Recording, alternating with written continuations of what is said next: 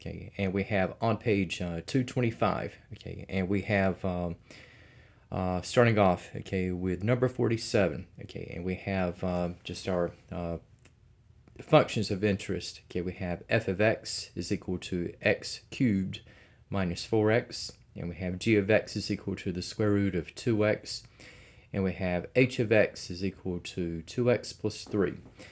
And now for what we have for number 47, okay, so this will be among problems where we are looking at compositions between functions at specified values of x, and we have in the case of number 47, okay, so we're looking at f of g of 8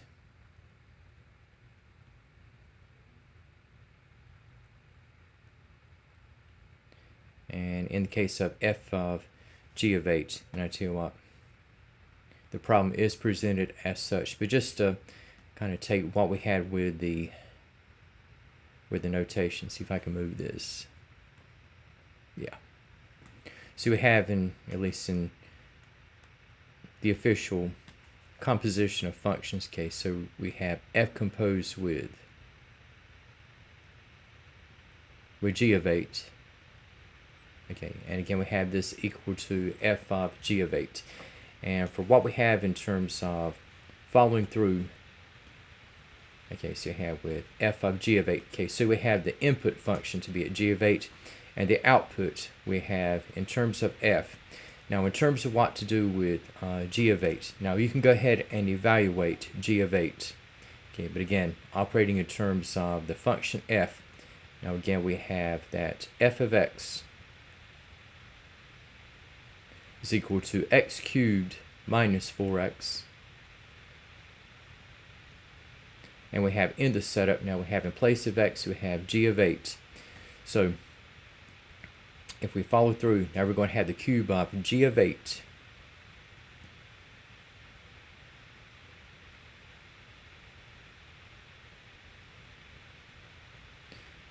to the third again, and we have minus 4 times g of 8.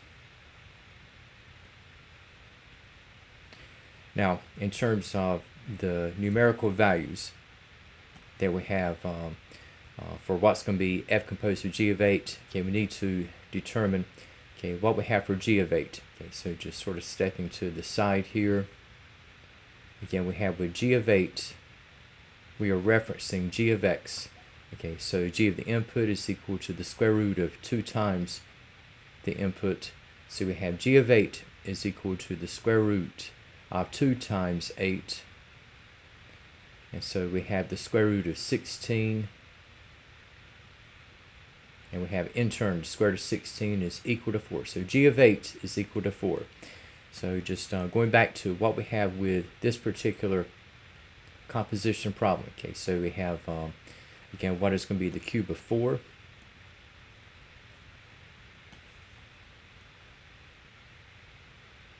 And we have minus 4 times 4.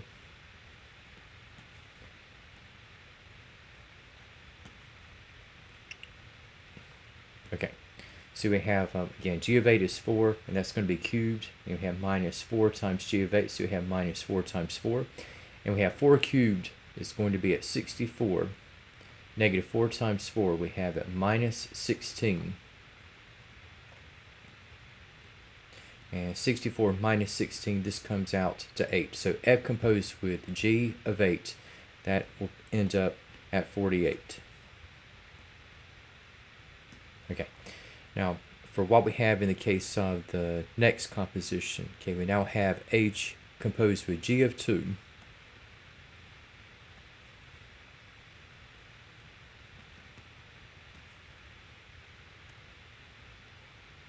And so we have, again, we have h composed with g of 2.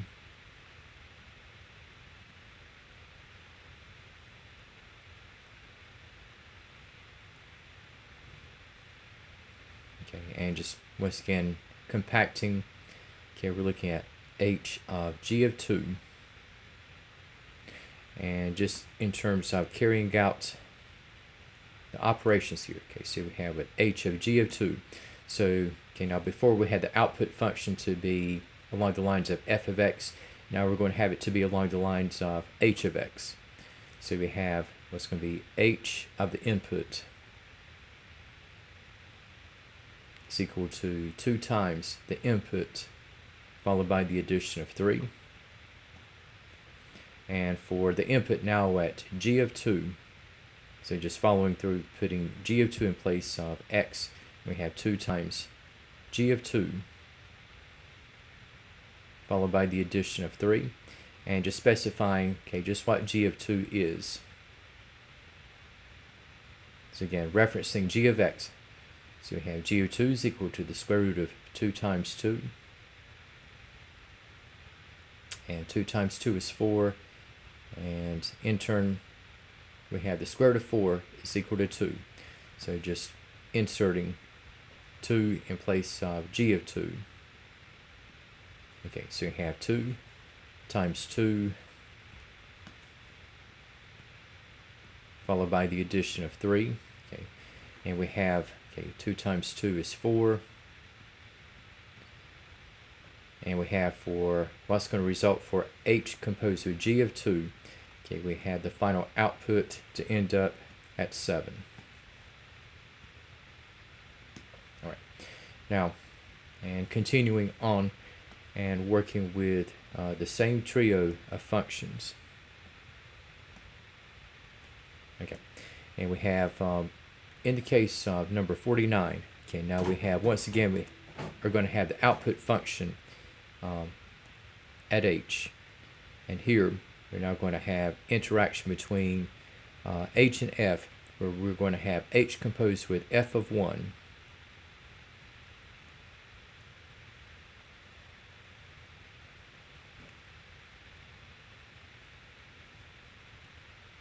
okay, so we have h of f of 1, and again, just like 48, the output function we have at h. So again, we have h of the input is equal to 2 times the input x plus 3. Okay, now with the input at f of 1, so you have carrying out, we have, once again, we have 2 times f of 1 followed by the addition of 3. And this time now, okay, so we have with f of 1, and configuring what f of 1 is, so we're going to be referencing f of x. So we have the cube of the input. In this case, we have the cube of 1 minus 4 times the input, so you have minus 4 times 1. 1 cubed is 1, negative 4 times 1 is negative 4, and 1 minus 4 comes out to negative 3. So we have in this one, okay, so we have with 2 times f of 1, so you have 2 times negative 3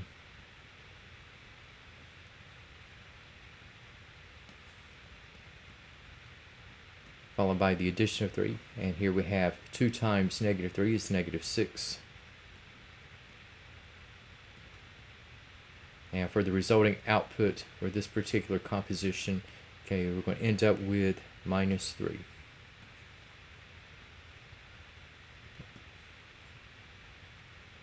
And for the next item up, okay, so we have in 50, and this is going to be our first problem where we have the output function is going to be in reference to g of x. Okay, so we have in this composition, we're now looking at g composed with f of 3.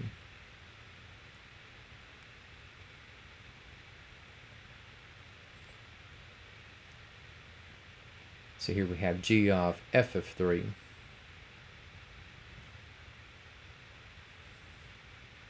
All right. So again, the output function is going to be at g. So in terms of how f of 3 is going to be treated, again, we have g of the input is equal to the square root of 2 times the input. Okay. So with the input at f of 3, we have g of f of 3. So this will be the square root of 2 times f of 3, and specifying the value for f of 3. Again, so f of 3, okay, we had the cube of the input which we have at 3, minus 4 times the input, so we have minus 4 times 3. And 3 cubed is 27. And we have minus 12. And we have 27 minus 12, okay, which is going to come out to 15. Okay. And so just putting in what we have now.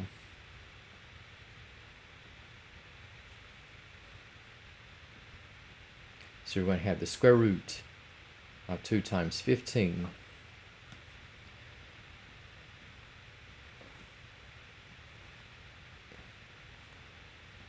and so for g composed with f of 3, okay, this is going to end up at the square root of 30. Okay, and it seems as if with 30 being an even number that this radical could be reduced, but the highest perfect square that will be completely divisible into 30 is only going to be 1. Okay, so you have in exact form, okay, this is the result. Okay, again, so we have the square root of 30.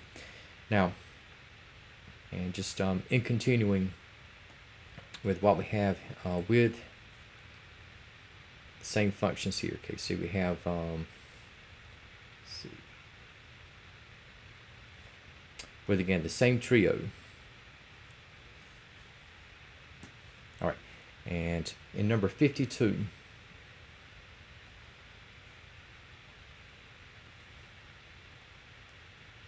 okay, and this time we have the composition, okay, where we're going to have h composed with f of negative 1.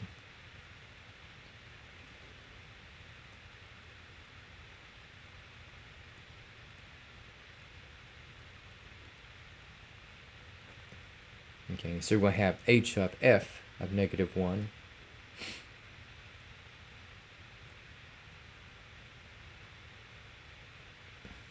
And, okay, now, so we have with the output function at h.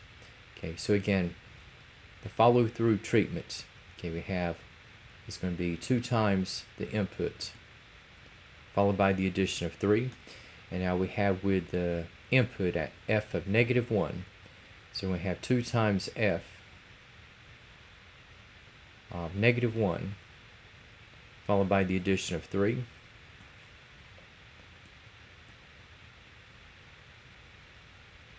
So for f of negative 1, so we have the cube of negative 1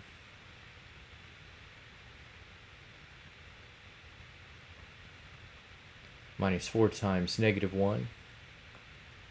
And we have in the follow-through, okay, so you have negative 1 cubed is negative 1. Negative 4 times negative 1 is going to be a positive 4.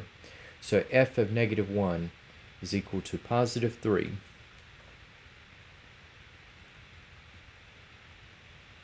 And so we're going to have 2 times 3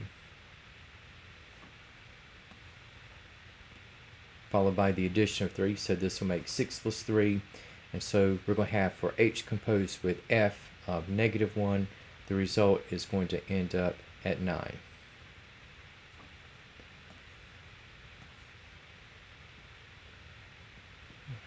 Okay.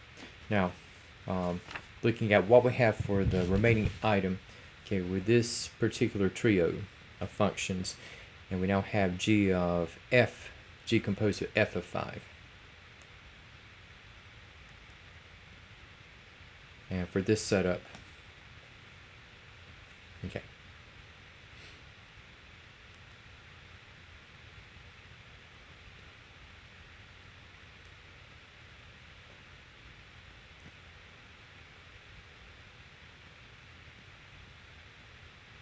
Okay, so you have g of f of 5. Okay, and we have, once again, re-entering as the output function with g. So we have, again, g of the input is equal to the square root of 2 times the input. Now with f of 5 is the input, now we have the square root of 2 times f of 5, and specifying numerically what f of 5 is.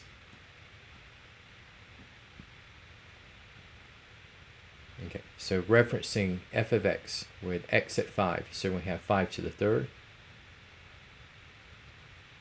minus 4 times 5. 5 cubed is 125. Negative 4 times 5 is negative 20. And 125 minus 20 comes out to 105. And so we're going to have, for G composed with f of 5, then we have 2 times 105 inside the square root.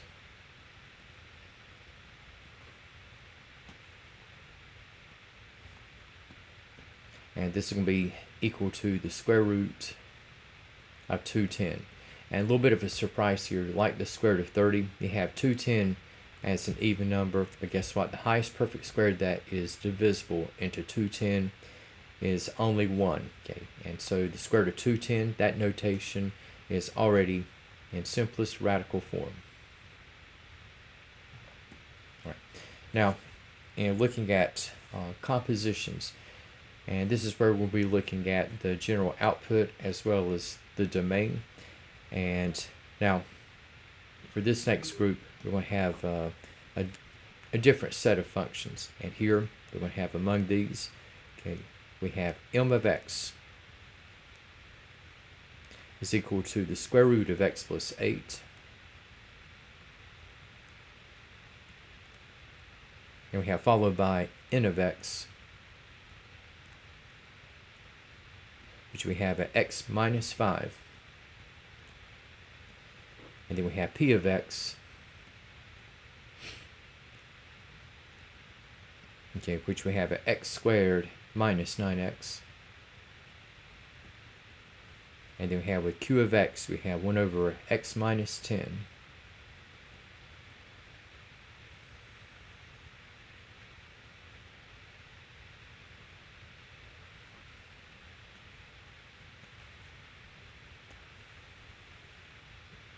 All right.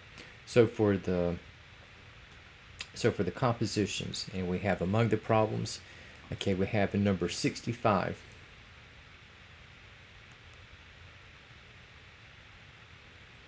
Okay, so we're going to have n composed with p of x.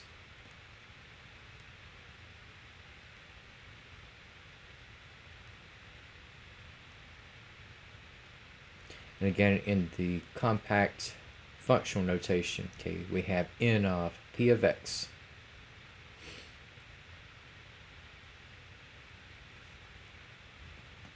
And so in terms of following through, now again, the output function indicated by the first variable or the outside variable, okay, we have with the letter n, so we have n to the input is equal to the input minus 5. And so we have in the follow through, okay, so we have replacing x with p of x, so we have p of x minus 5, and then specifying just what p of x is. Okay, so we have for the variable expression that defines p of x, okay, we're going to have x squared minus 9x, and the reason I'm using parentheses is to indicate that we have p of x separate from 5, but once I combine terms together, it's going to follow that for the composition we're going to end up at x squared minus 9x minus 5.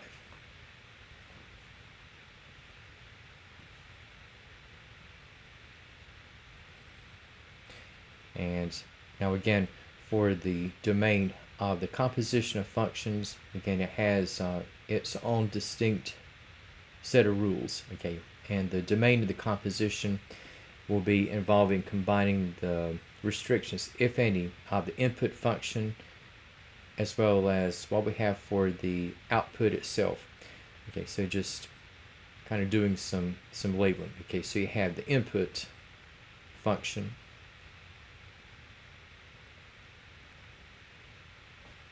okay, so you have again, so you have p of x is equal to x squared minus 9x. And if you notice, we have just direct terms in x. So for p of x itself, for x squared minus 9x, x could be 0, it could be a positive value, it could be a negative value, and still be defined. And the reason for this is that for p of x, you don't have a fraction or an even root radical that would create restrictions.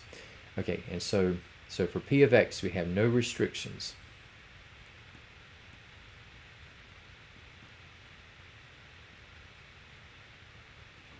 Now as for the output,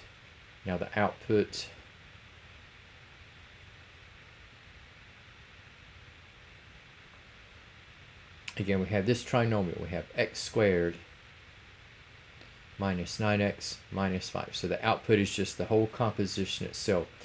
And because we have no even root radical or fraction in the output, okay, we also have no restrictions. So we have for the entire packaging concerning both the input function and the output itself, okay, we have no restrictions at all.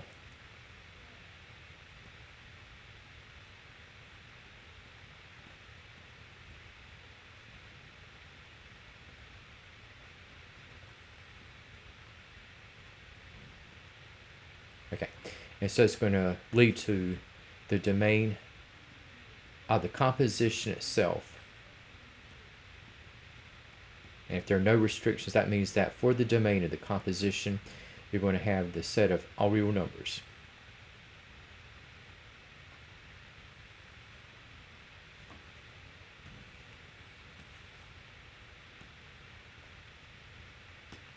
Okay, and we have with the next composition, okay, we're still making reference to what we have in the given set.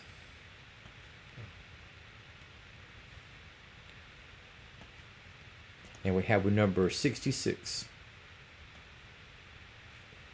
Okay, this time we have the composition where we have P composed with n of x.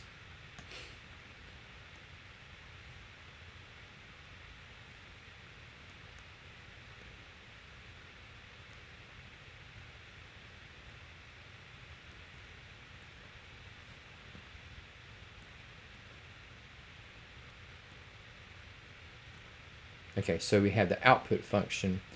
Okay, it's now going to be P. Okay, so if you notice, okay, we reversed the order of the composition. Originally the output was N. Now here we're going to have the output function, okay, to be referencing P. Okay, so we have here, so you have P of the input is equal to the square root of the input minus 9 times the input. So with the input at n of x,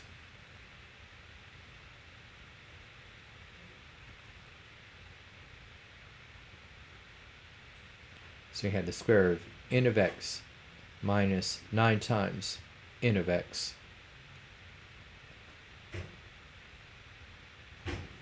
And for what we're going to have here, okay, so for the square of n of x, just translating into the specified variable expression. So we have the square of x minus 5 minus 9 times all of x minus 5. And so squaring x minus 5. Okay, so you're going to have a trinomial form. So you have x squared. And again, the outside, the inside products reach at negative 5x. So we have in combining, we have negative 10x. And we have plus 25. And then for the next distribution, we have negative 9x plus 45.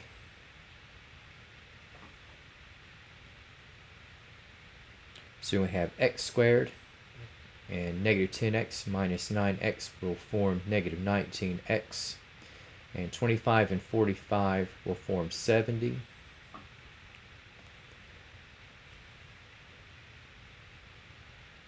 Okay, so this is going to be the output. So that is the resulting composition. Now, in terms of what we have in the domain,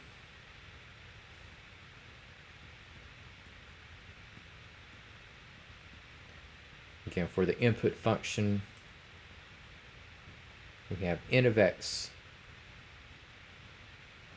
is equal to x minus 5. And since we don't have a fraction or an even root variable expression, okay, so we want to have no restriction. So I'm just going to do a little bit of shorthand here. NR for no restriction. and the output.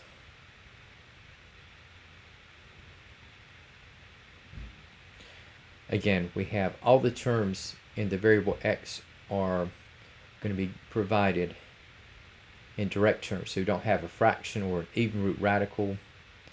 So this also has no restrictions. And again, for the domain of the entire composition, we're looking at combining the restrictions, if any, of the input and output. And guess what? Input has no restriction. The output also has no restriction. So again, for the whole composition in total, okay, there is no restriction at all. So we have in 66, just like the prior composition, we have the domain to end up as the set of all real numbers.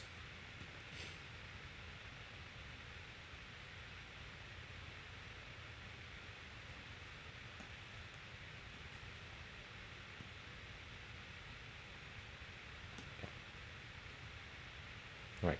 Now, in the case of what we have with the prescribed functions, and just moving ahead, okay, to what we have in 68. Okay, now before we've been working exclusively with the change-ups in the compositions with n and p. Now for 68, we are now going to have the function m to enter the scene.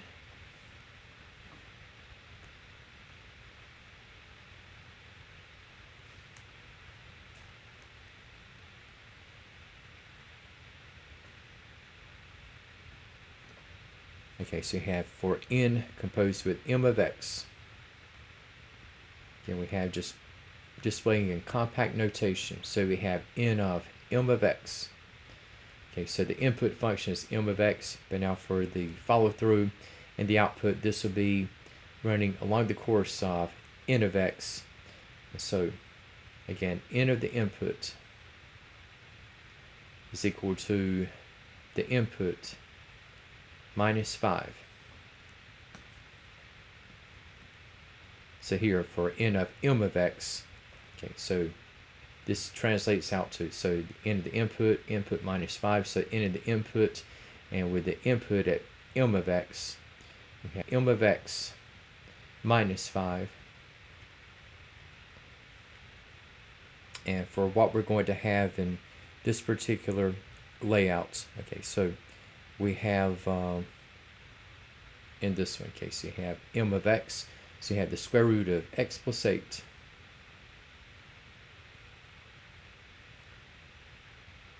You have followed by the subtraction of 5. Okay, and guess what? So you're going to have the output as the difference between the square root of x plus 8 followed by, again, the subtraction of 5. And now, for what we have in the case of the input,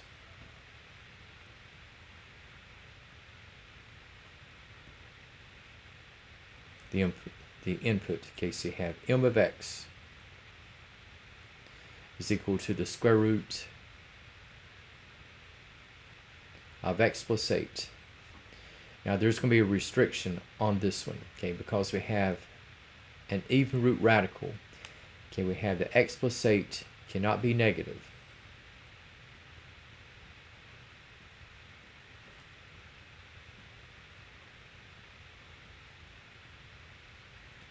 Okay, and since m of x is given in direct terms, we don't have a fraction involved. Okay, so for the restriction for x plus 8, okay, namely that x plus 8 cannot be negative. If I put this in terms of an inequality, now so far x plus 8 can be 0 as well as positive. So the restriction is going to be that x is greater than or equal to negative 8. And for what we have in terms of the output,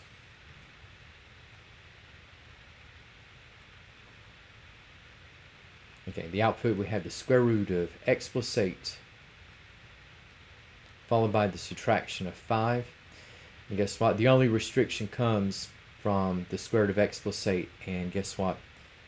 We can just repeat that restriction So we have the x is greater than or equal to negative 8. So we have for the whole composition, okay, we have the only restriction is going to be that x is greater than or equal to negative 8.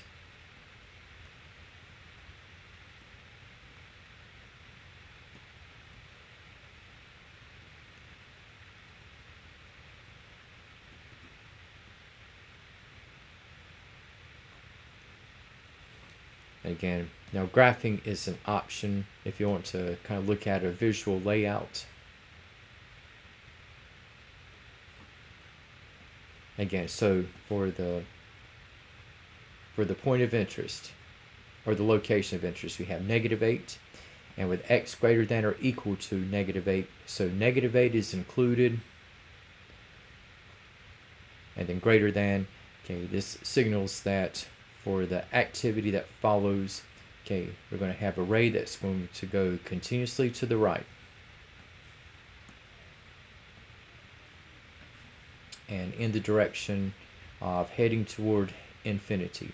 So for the domain of this particular composition,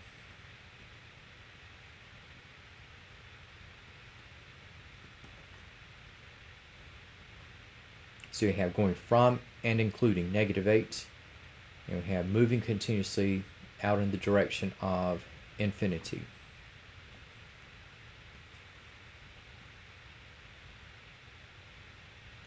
Okay, so this is what we got for number 68. And I had mentioned to look into number 67, so apparently I skipped that one, but that's okay. We have n composed with m, and in terms of the dynamics that we carried out, if I switch the order of m and n,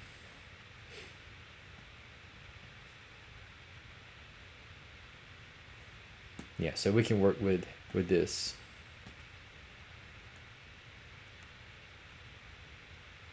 Okay, so I have m composed with n of x.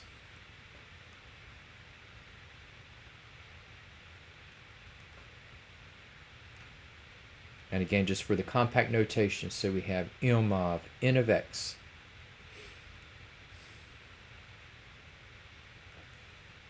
Okay. So again, before, our output display was in accordance with n, since n was on the outside. But with the reversal of the variables, okay, now the output is going to be set up in accordance with m of x. So we have m of the input is equal to the square root of the input plus 8. So we have with m of n of x, okay, so just sort of duplicating the terminology, but where we have n of x in place of x.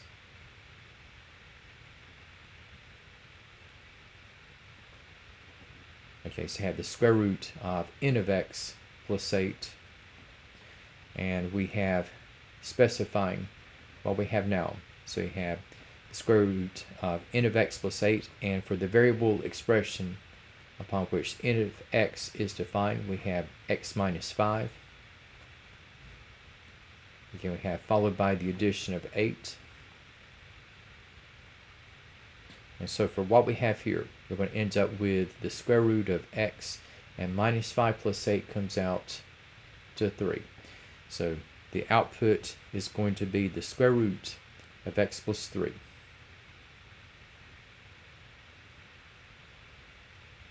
Right. And in terms of the restriction, okay, again, just looking at the input,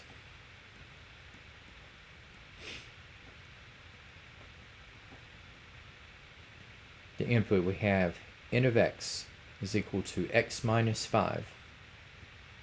Again, we do not have a radical or a fraction in this expression, so the input itself has no restriction. However, for the output, that is the composition we have here, the output. Again, we have the square root of x plus 3.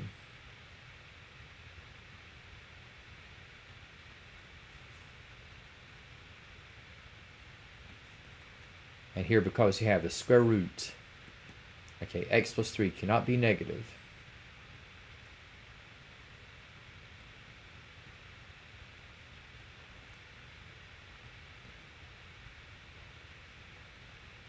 Okay, now it can be 0 and positive, or positive. Okay, so you have x plus 3 is greater than or equal to 0. And so to keep the output defined in the real number system, okay, x has to be greater than or equal to negative 3. So looking at combining the restrictions, okay, so from the input there was no restriction, and for what we have with the output, we have x is greater than or equal to negative 3. Okay, so overall, this is going to be our overall restriction for the composition.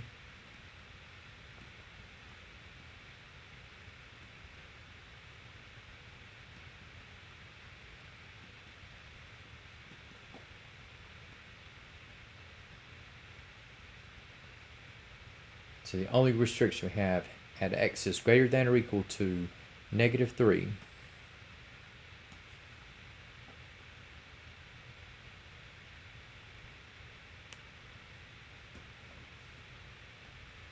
Okay, so for the location of interest, okay, so you have negative 3. And again, so negative 3, thanks to the equal sign, is included. Everything else is greater than.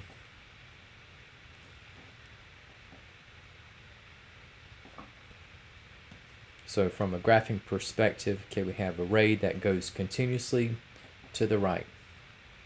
And so the values of x increase continuously, reaching out to infinity. All right, so the composition whereupon m is composed with n of x, we have the square root of x plus 3. And for the domain of this particular composition, expressing an interval notation. So we are going from and including negative 3. See, we have negative 3 in the bracket, and we have going continuously out toward infinity. And again, infinities are boundless, and thus they remain in parentheses. All right. Now, for what we have, working with the same set of terms and functions. Okay, now we're going to have a little bit of a change up, and we're going to have our function q of x, or form of it, okay, is going to enter the mix.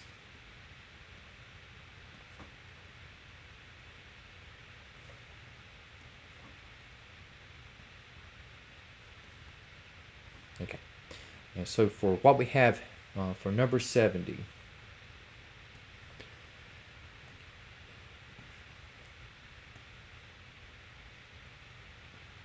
number 70. Okay, so we have for this composition, okay, we have q composed with p of x.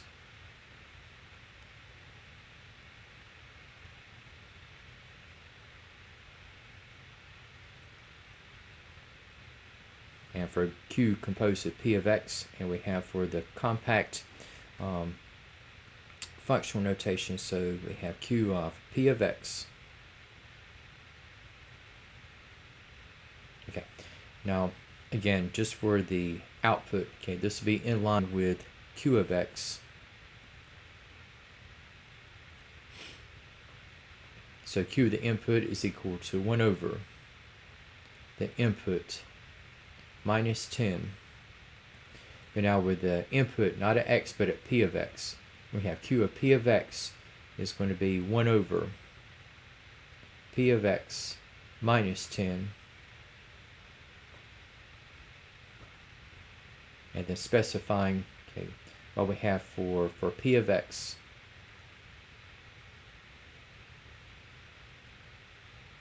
Again, the parentheses are optional, but I'm just adding this extra layer to just signify that p of x is apart from the subtraction of 10. So we have p of x at x squared minus 9x, and then once you combine, okay, just removal of the parentheses. So we have the reciprocal of the trinomial x squared minus 9x minus 10. Okay, and so that is going to be the resulting composition. And now where the domain is going to come in.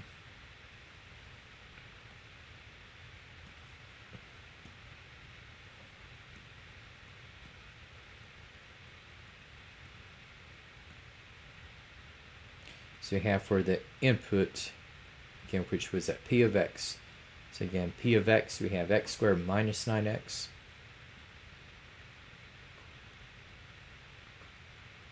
And because you don't have a fraction or an even root radical, again, the input has no restriction.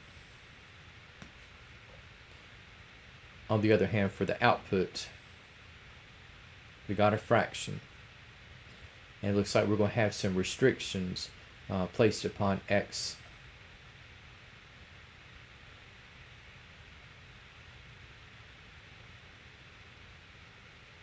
And again, for a fraction to be a real number, the denominator cannot be equal to 0.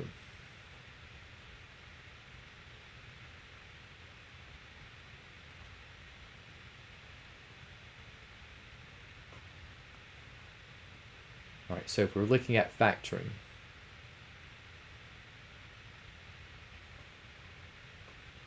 x squared minus 9x minus 10. So x squared goes to x and x.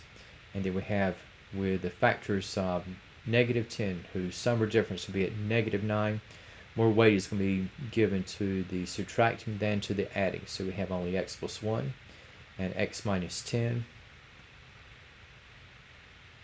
And if x plus 1 cannot be 0, we have that x cannot be negative 1.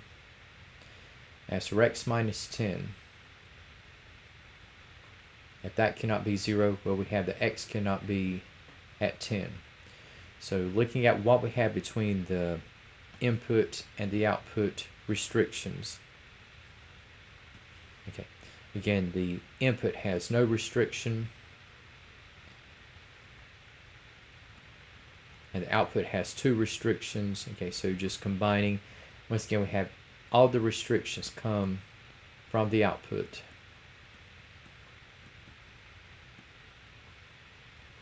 And the restrictions being that x cannot be negative 1, and also that x cannot be equal to 10. Okay, so from what we have in terms of looking at what the domain is going to be, and this might be one where, especially when you have specified values excluded, it can help to potentially, okay, to kind of do a bit of a graph, okay, just for visual purposes. So you have, again, so negative 1 and 10 are left out.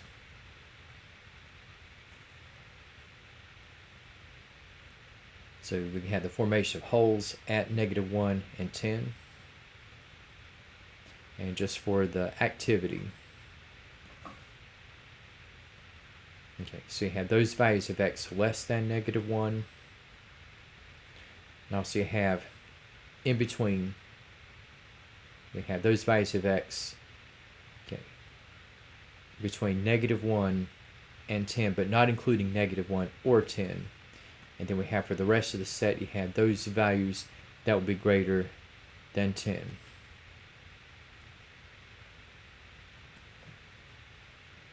And so we have with the activity, so you have going continuously to the left toward negative infinity at the lower end, and we have at the upper end, we have continuous motion to the right approaching infinity. So for this particular composition,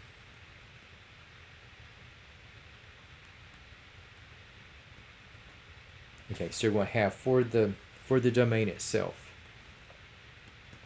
okay, so you have going from negative infinity approaching but not including negative 1, so this will be the first section. And then for the middle section, represented by the line segment, we have going past negative 1, approaching and not including 10. So you have for this middle layer, again, we have parentheses, and then for the remaining parts of the domain, we have those values of x greater than 10, and we have an interval notation. We have indicated by parentheses surrounding 10 and infinity.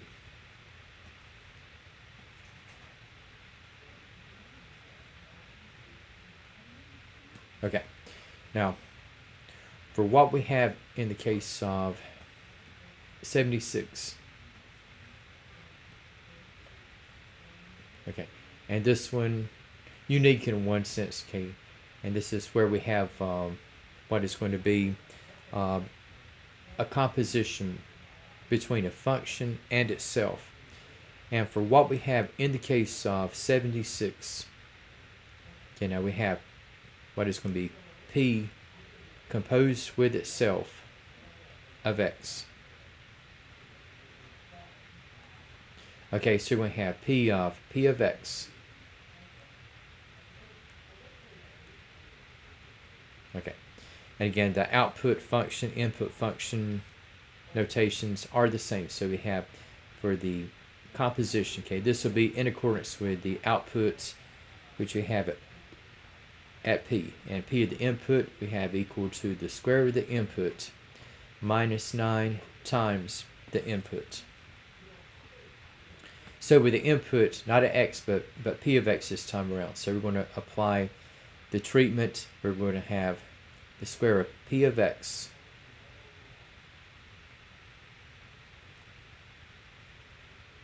minus 9 times p of x. I know the terms in the parentheses are getting sort of crowded, but just remember your input is at p of x squared, p of x minus 9 times p of x. And just putting in the variable expressions that define p of x. So for the square of p of x, we have the square of x squared minus 9x. And we have for minus 9 times p of x, we have minus 9 times the quantity of x squared minus 9x. Now, for squaring out x squared minus 9x, okay, so x squared minus 9x times itself, so you would have x to the fourth.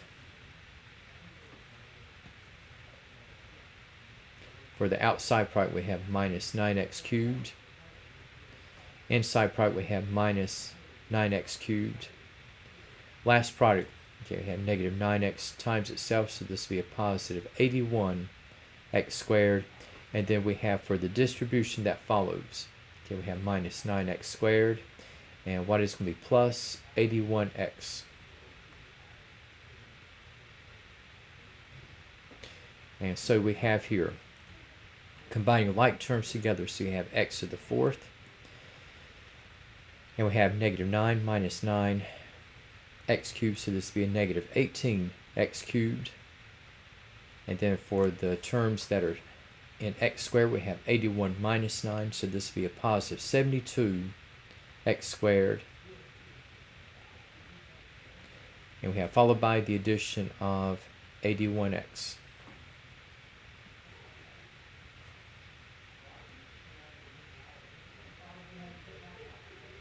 Okay, so this is going to be the output. Okay, now in terms of what we have in configuring the domain. Okay, so again, we have the input is at p of x.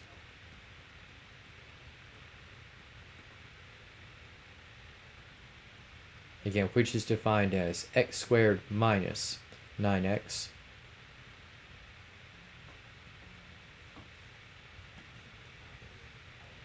And for what we have in terms of the output,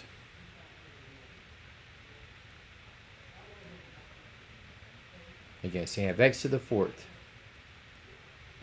minus 18x cubed plus 72x squared plus 81x. Okay, so trying to find restrictions. Well, guess what? The input we have x squared minus 9x. Those terms are in direct fashion, and there's no even root radical, so that has no restrictions. And the output is just a polynomial, no fraction, no even root radical. This also has no restriction. So if the input has no restriction and the resulting composition doesn't have any restrictions either, that means that for the whole package, okay, there is no restriction at all. And if there are no restricted values, this signifies that the domain is going to be the set of all real numbers.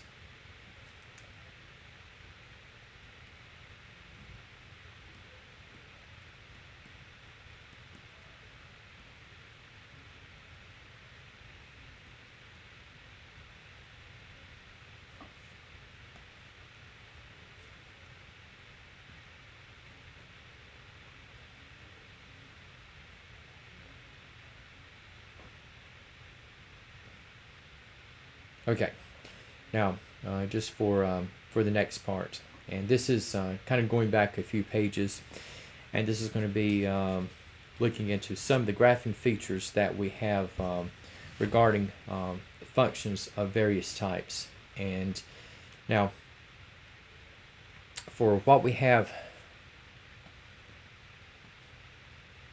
in the case of functions, and just looking into the categories.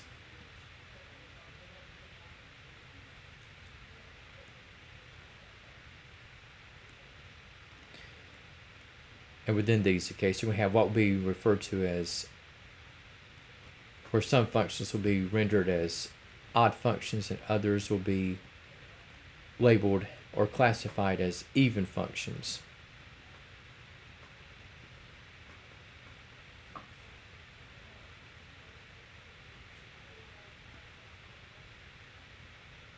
Okay, and for what we have in the case of odd and even functions, okay, we'll say that for odd functions,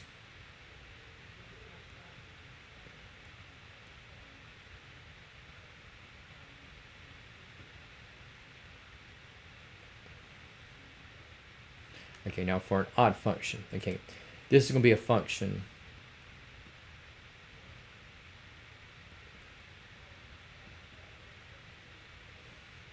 we have a function whose graph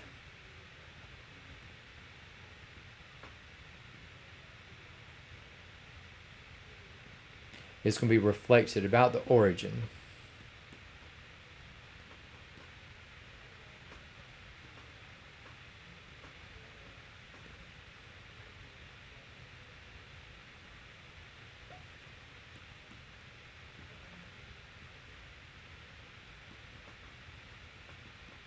and that is going to be defined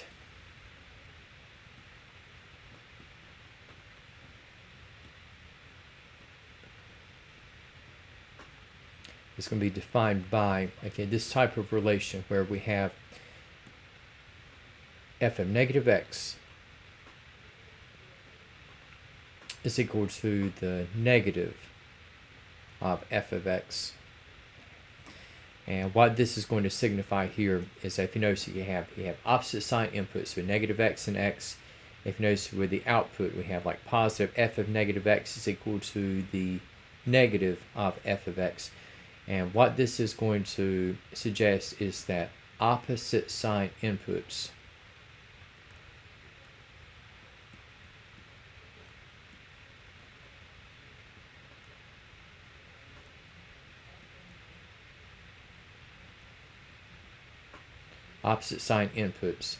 okay, lead to opposite sign outputs.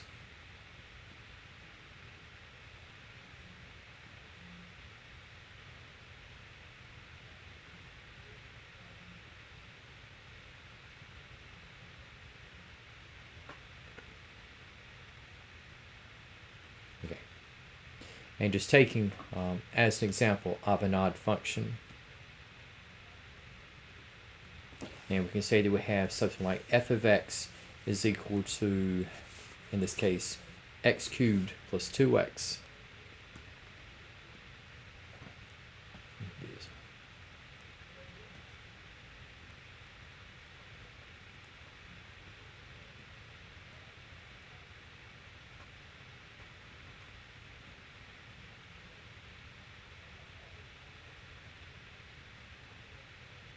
Okay, so y is equal to f of x is equal to x cubed plus 2x. And just to kind of provide a visual, see if I can get this page to show up.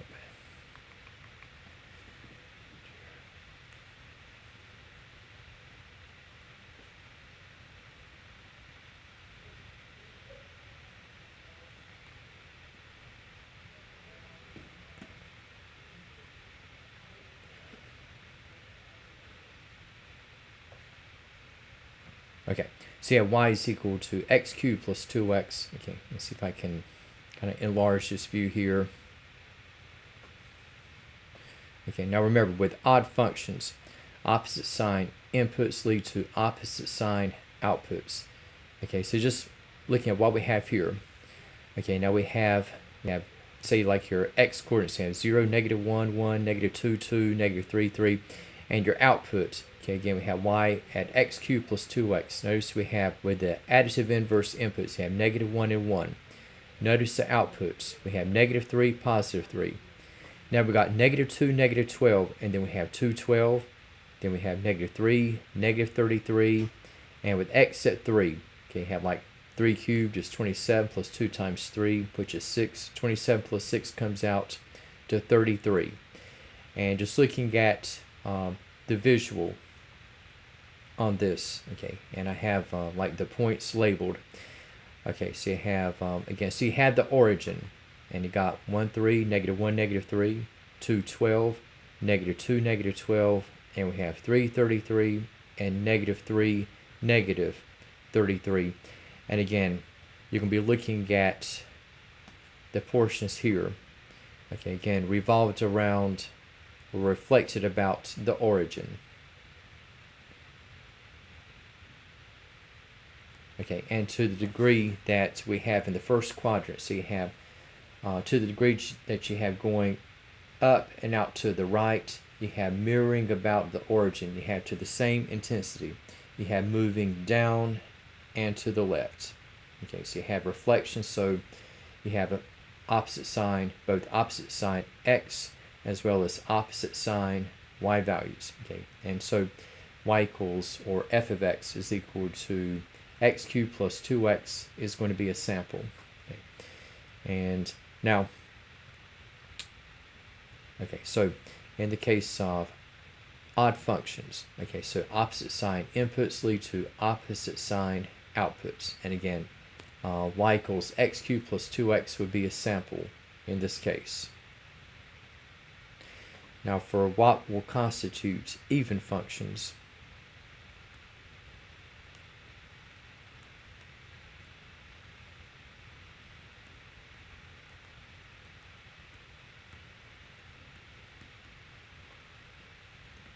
okay, now, okay, I'll just put this in the singular case. Now for an even function is going to be a function whose graph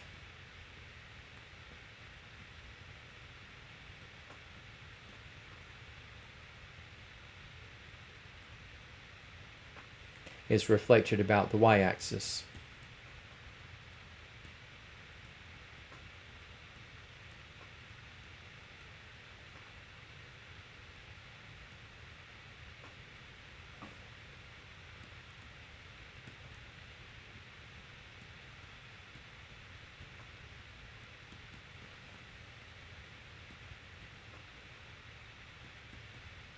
And it's going to be defined by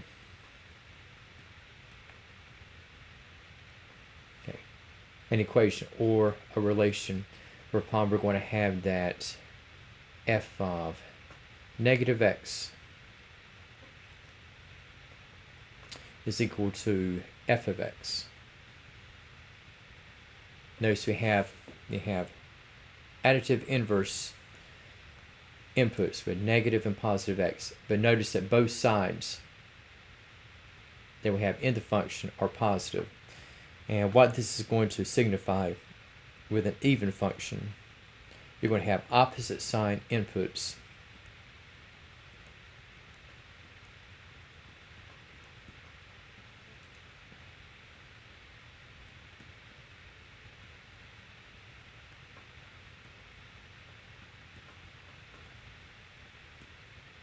Opposite sign inputs are going to lead to the same outputs.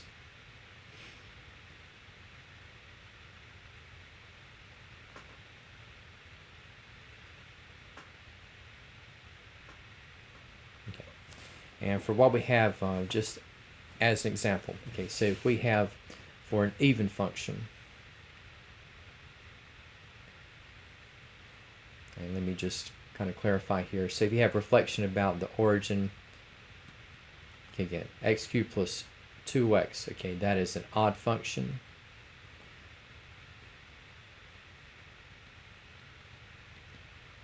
And again, you have symmetry with respect to the origin. And now, as an example of an even function,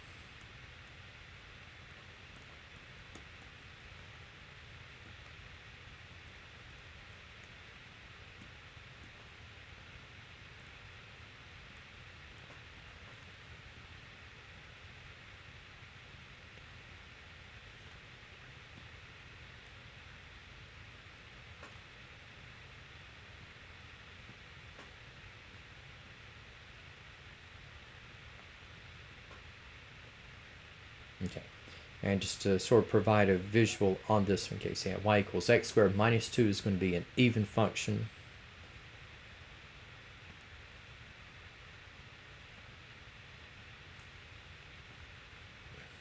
Let's see.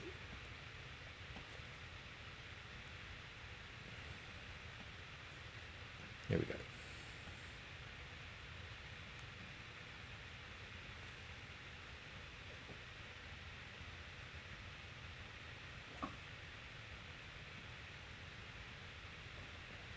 Okay, so for y is equal to f of x is equal to x squared minus 2. Now if you notice, you're going to have a parabola, almost like a hybrid between of a u or a v graph, especially when the graph is opening upward. And just looking at what we have just for the details.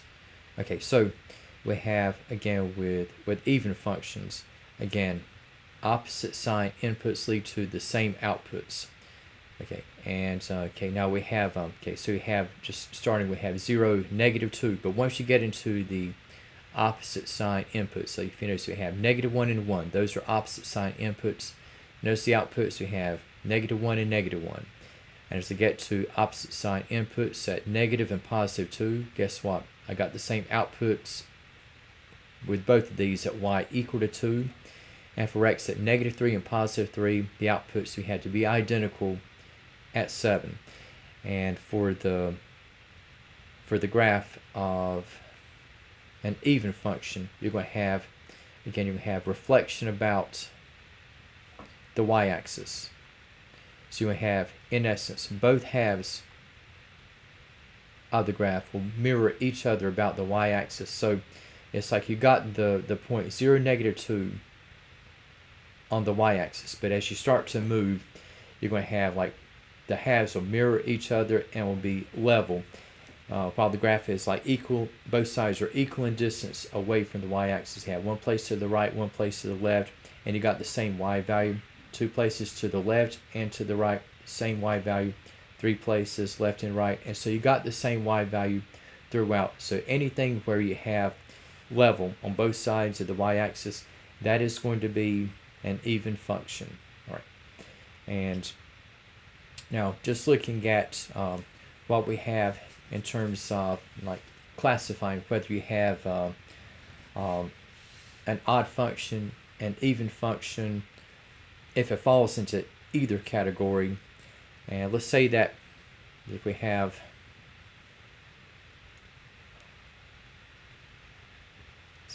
if we have to determine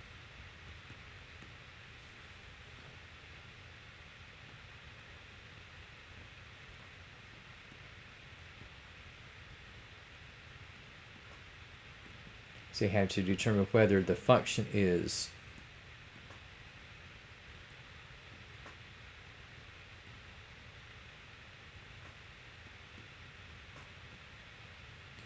odd, even, or neither.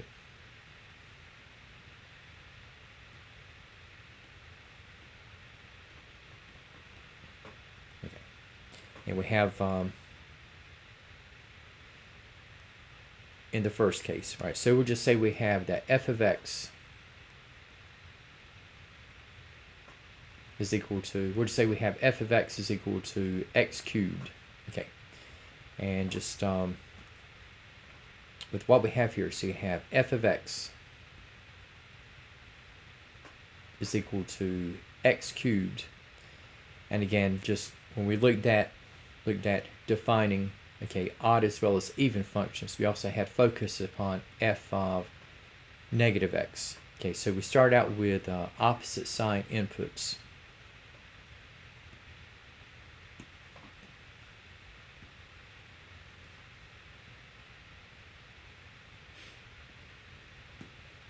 Okay, and so just, whoops. Okay, so we have just at the start, so you have x and negative x.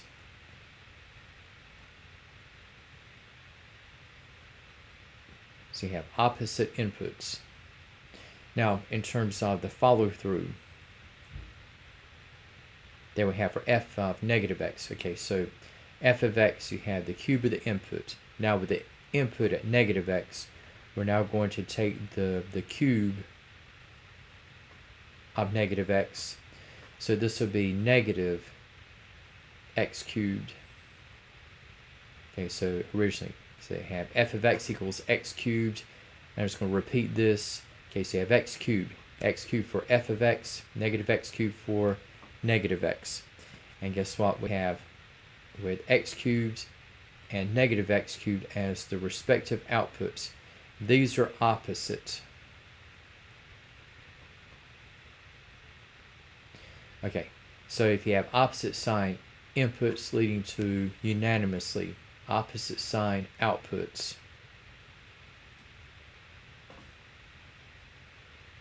that's going to be what we have with an odd function. So you have opposite sign inputs, opposite sign outputs. Opposite sign input, opposite sign output. And so for what we will have in consequence, okay, is that f of x equals x cubed. Okay, that is going to be an odd function.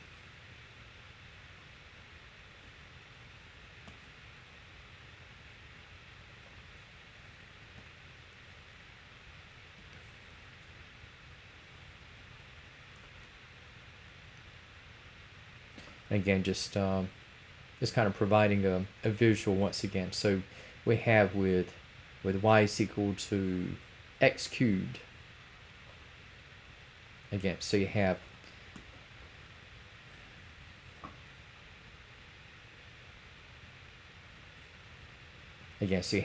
opposite sign inputs. You have like negative 1, 1, and you have opposite sign outputs. And here we have negative 2, negative 8. Change over, you got positive 2, positive 8. Negative 3, negative 27. And you have positive 3, positive 27. And just for the graph, okay,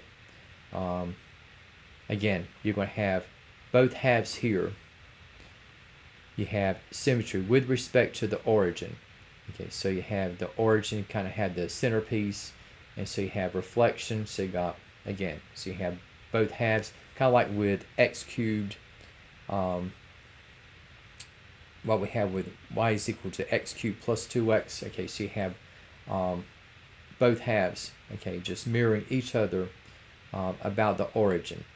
Now, if we have, let's say for next sampling, okay, and again, so we had that f of x equals x cubed is going to be an odd function. So you have symmetry with respect to the origin. So again, opposite sign inputs lead to opposite sign outputs.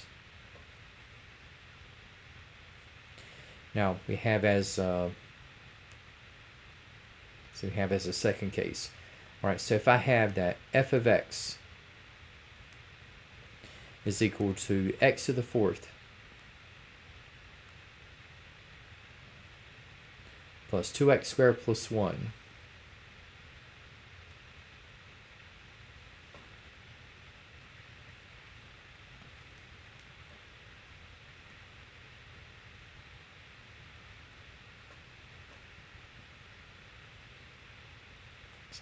So I have f of x is equal to x to the fourth plus 2x squared plus 1, and I use this, okay, for the input at negative x.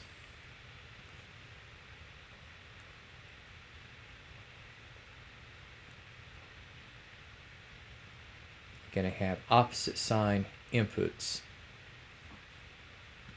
And for f of negative x, so I'm going to have negative x to the fourth, and I have plus 2 times the square of negative x, now followed by the addition of 1. Now, an even power of a negative term is going to result as a positive. So negative x to the fourth, this comes out to positive x to the fourth. Like negative x times negative x is x squared times negative x is minus x cubed, and then multiplying by negative x once more, I have x to the fourth. And then we have negative x squared is going to be positive, and multiplied by 2. So I have plus 2x squared, and again we have 1 to tag along. Okay, so that is repeated. And so just lining up what we have with the outputs. Okay, so we have opposite sign inputs with x and negative x. But if you notice, okay, with the outputs, you got x to the fourth, x to the fourth, 2x squared, 2x squared, and got 1 and 1, and all of these are going to end up being the same. So what this means is that if you have opposite sign inputs leading to the same outputs, then your function is going to be even.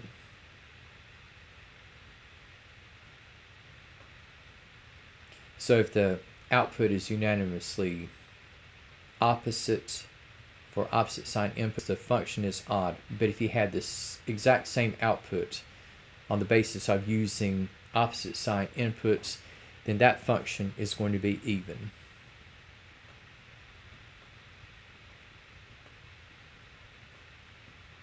So y or f of x equals x to the fourth plus 2x squared plus 1. Okay, that is going to be an even function.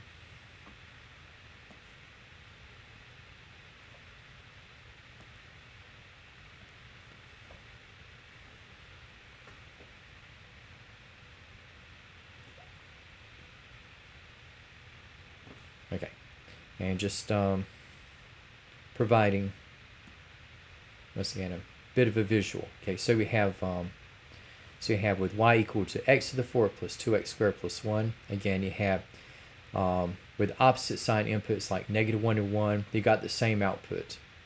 Likewise, with negative 2 and 2, you had the same y value. Also, negative 3 and 3, you got the same output. And okay, and just looking at what we have with the graph. Okay, so again, for a function to be even, you're going to have both halves will have symmetry with respect to the y-axis. And we do have that as such. So you have symmetry with respect to the y-axis. Okay, and so once again, we have an even function. Now, if we have, let's say, as a function,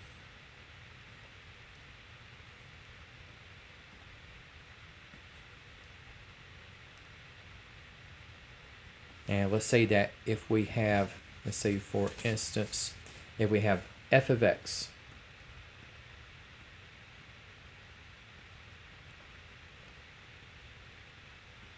is equal to 3x to the fifth plus 7.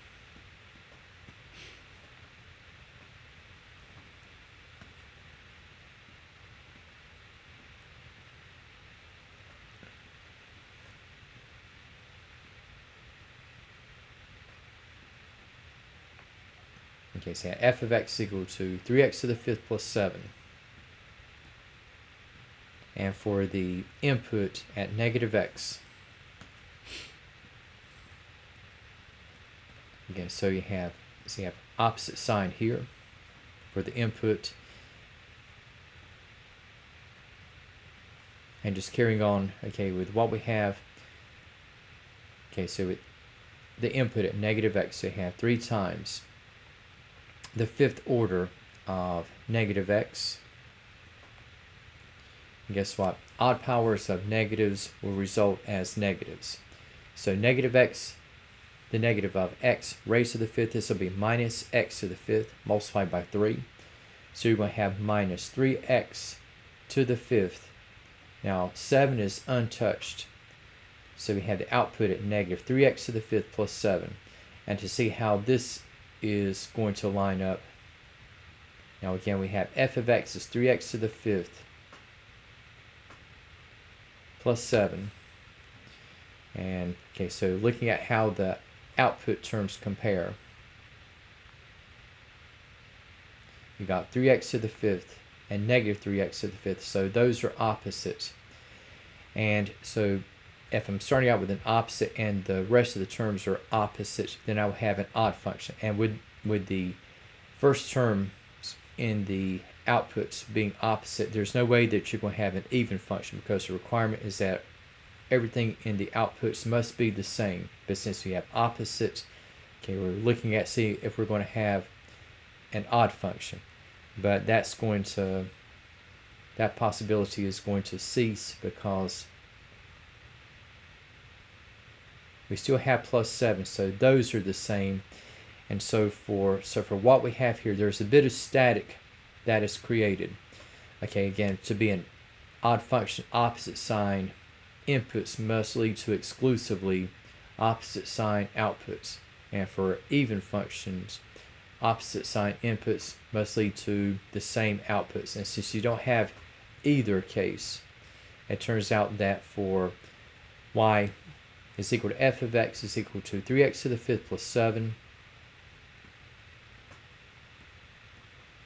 So this is going to fall in the neither category. Okay, and just providing what we have, just kind of show you.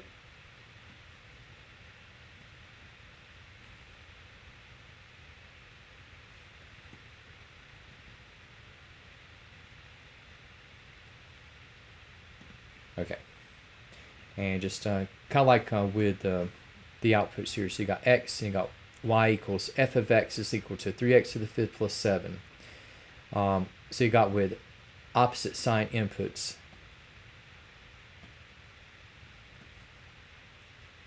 Okay, you got negative and positive 1. You have opposite. Negative positive 2 opposite. Negative positive 3, okay, you have opposite. But if you notice, okay, for the outputs, you got negative 1, 4. And if you had opposite, your output would be negative 4. And if you had an even function, your output would be 4. So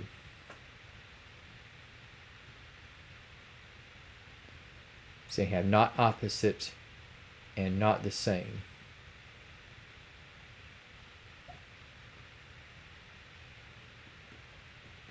Not opposite, not the same, and even for negative and positive 3, you don't have opposite or same outputs.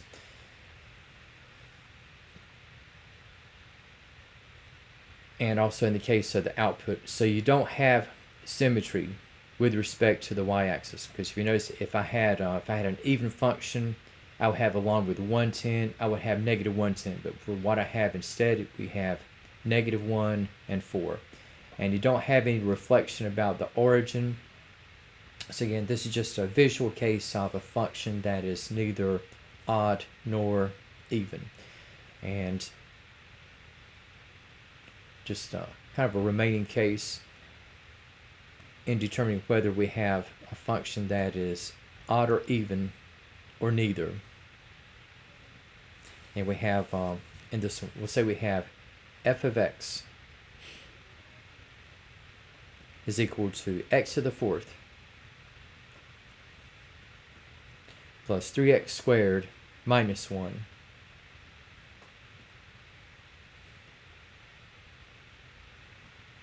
Okay, so again, just kind of testing out what we have for x and its additive inverse.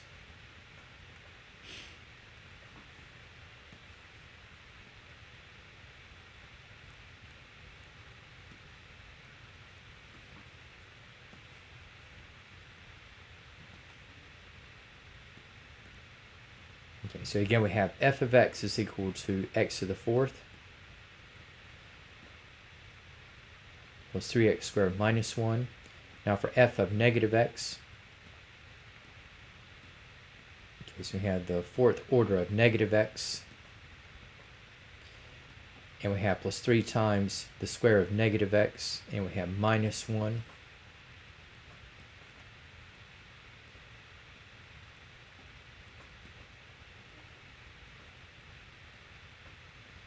Okay, so the output again, we have x to the fourth plus 3x squared minus 1.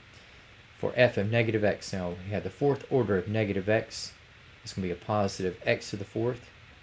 Again, a negative term to an even power is going to be positive, so we're going to have positive x squared multiplied by 3.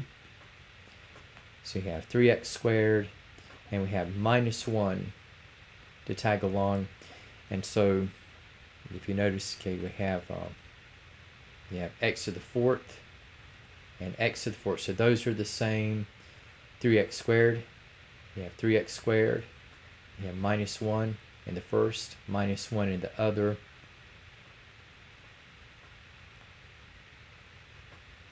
So you have the same output on the basis of working with additive inverse inputs. So for this particular function, okay, so with opposite sign inputs leading to the same outputs, okay, this is going to be an even function.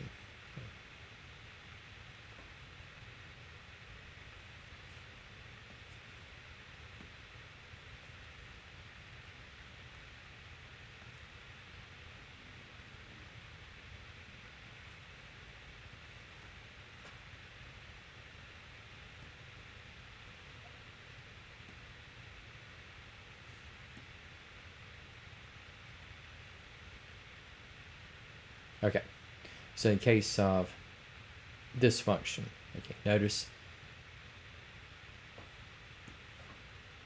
we have with, okay, just the array here. Okay, so you have opposite sign inputs. Okay, so you have negative and positive 1. You have opposite, negative and positive 2. Okay, those are opposite. Negative and positive 3. Those are opposite. And in terms of the outputs, you got for both negative 1 and 1, you have 3 for both. Those are the same. For negative and positive 2, those are the same. And for negative and positive 3, okay, those outputs are also going to be the same. And again, just for the graph itself, okay, so to the right and to the left of the y-axis, okay, we have both halves are going to have symmetry with respect to the y-axis. So both ends are going to be level, okay, to the left and to the right. Okay, so you have, so from the y-axis, from which we have the intercept at 0, negative 1. Okay, we got going upward, we have 1, 3, negative 1, 3, opposite sign input, same output. In this case, where the output is going to be the y value, and here we have 227 and negative 2 and 27. All right, so these are samples of what we might have for odd functions and even functions, and if you don't have unanimously the same output or additive inverse outputs, kind of like what we had with y is equal to 3x to the fifth plus 7, okay, that's not going to quite qualify as being an odd function or as an even function.